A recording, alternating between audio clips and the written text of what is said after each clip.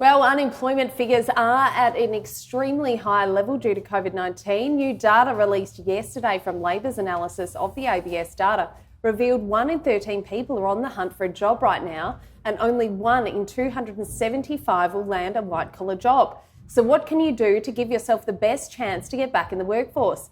Ineke McMahon from Paths to Promotion joins us now. Hey, Ineke. Hi, how are you? Yeah, we're doing well this morning. I can't believe it's Tuesday. This week's going to fly. I can already feel it. The weeks are flying by at the moment, full stop, aren't they? It's just incredible how quickly the world is flying by us. Absolutely. Now, look, what are the key challenges that people are facing in this post-COVID environment in regards to employment? We've just heard those stats are incredibly high.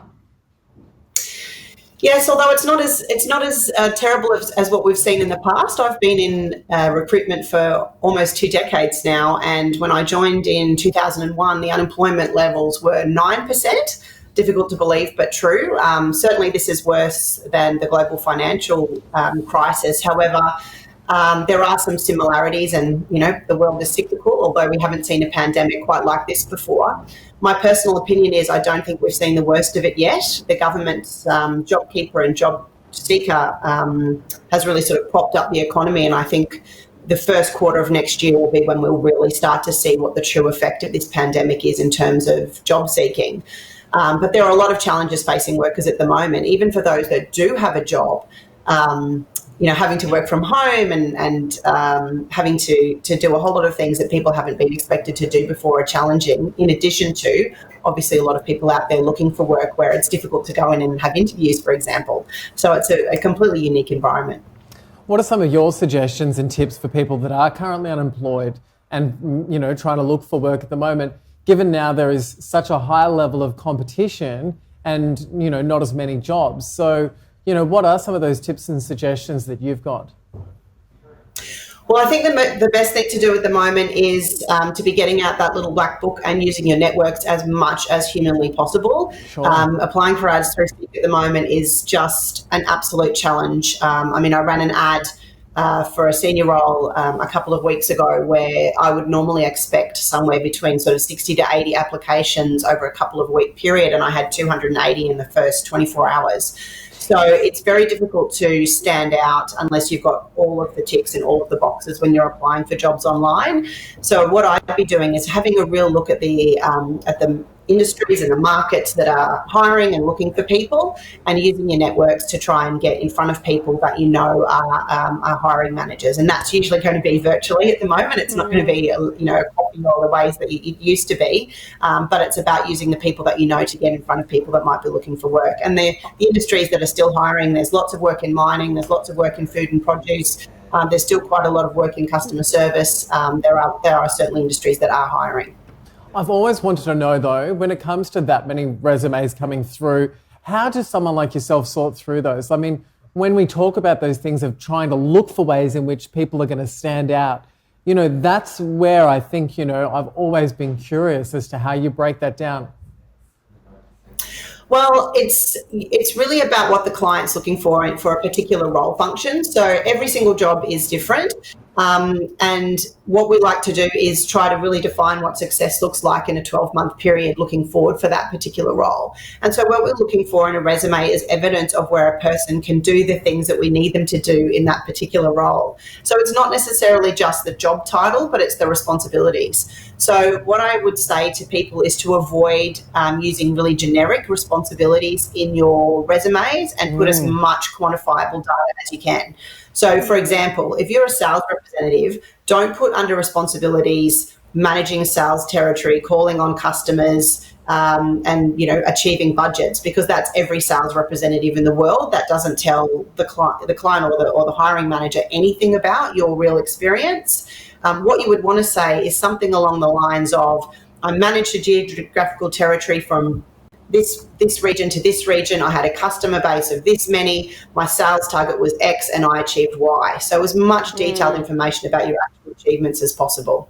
Yeah, like more outcome based. Okay, that's really interesting to know. Absolutely. I mean, there's a lot of people that, still employed but are feeling quite uncertain.